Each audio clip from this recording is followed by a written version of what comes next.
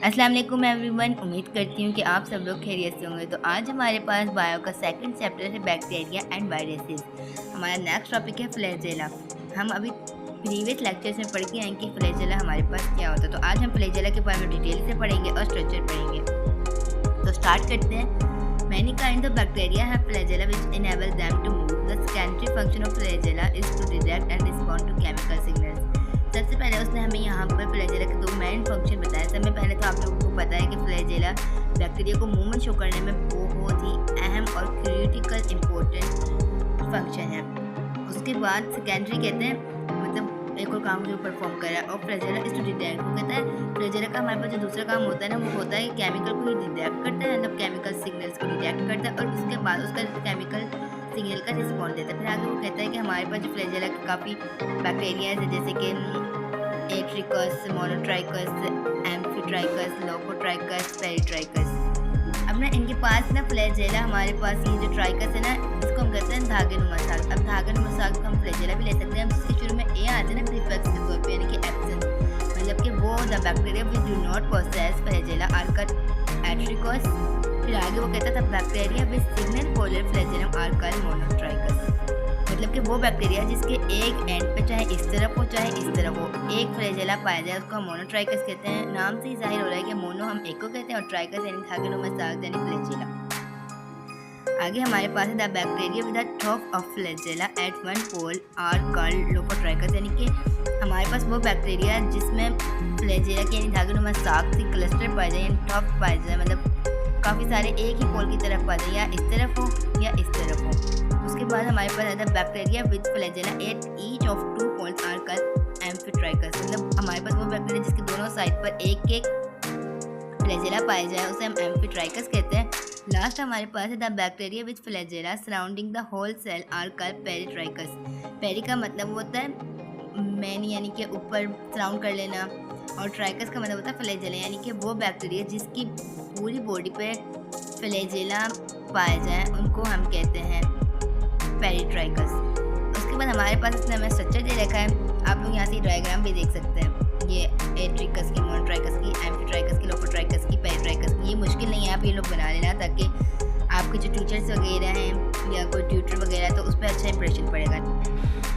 अब हमारे पास फ्लैजेला का स्ट्रक्चर है। The flagellum of bacteria is entirely different in structure from the flagellum eukaryotes.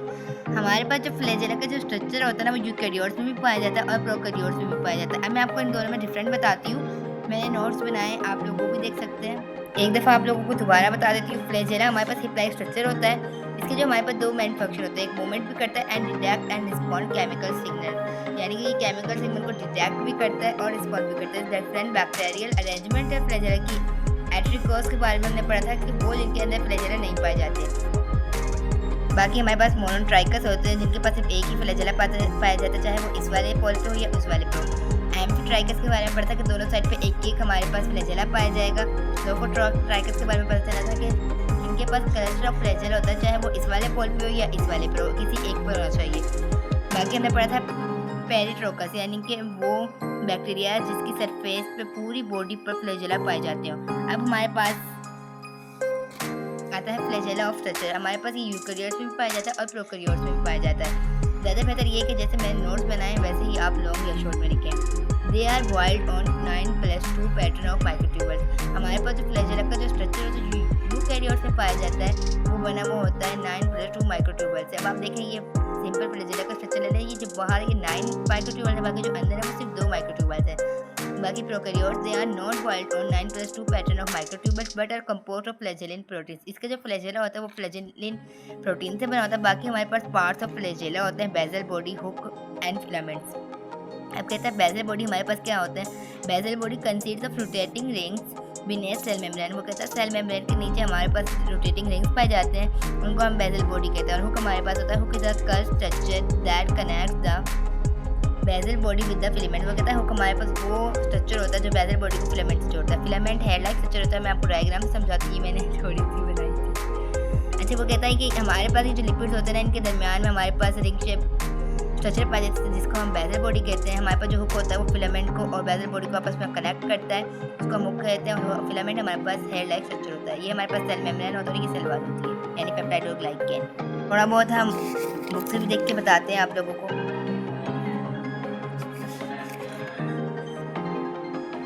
यहाँ पर वो हमारे पास कहते हैं दे आर नॉट वाइल्ड और 9+2 पैटर्न और माइक्रोट्यूब्यूल बटर कंपोज और फ्लैजेलेट प्रोड्यूस। यहाँ पर हमें प्रोकैरियोट्स के बारे में बताया, बाकी यूकैरियोट्स के मैंने आपको बता दिया था। Bacteria flagellum consist of a basal body hook and filament. The basal body is present in स्पिनेट सेल मेम्ब्रेन।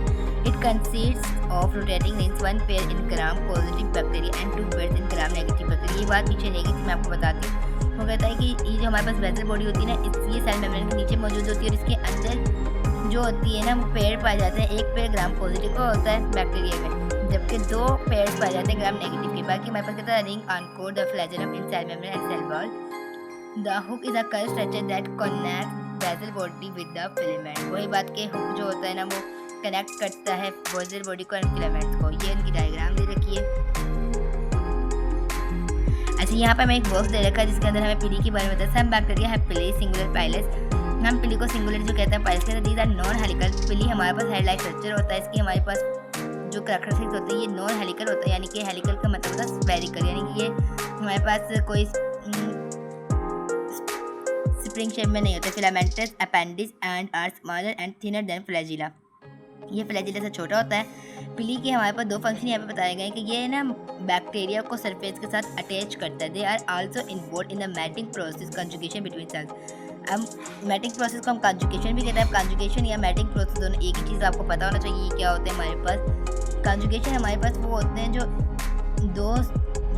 दो सेल के दरमियान कनेक्शन पैदा करें, उसको हम कंजुगेशन कहते हैं। उम्मीद करती हूँ कि आज का टॉपिक आप लोगों को समझ में आ गया होगा। अगर कोई प्रॉब्लम है तो आप लोग मुझे कमेंट करके बता सकते हैं। ओके, अल्लाह हाफिज़। फिर मिलेंगे नेक्स्ट टॉपिक के साथ इंशाल्लाह।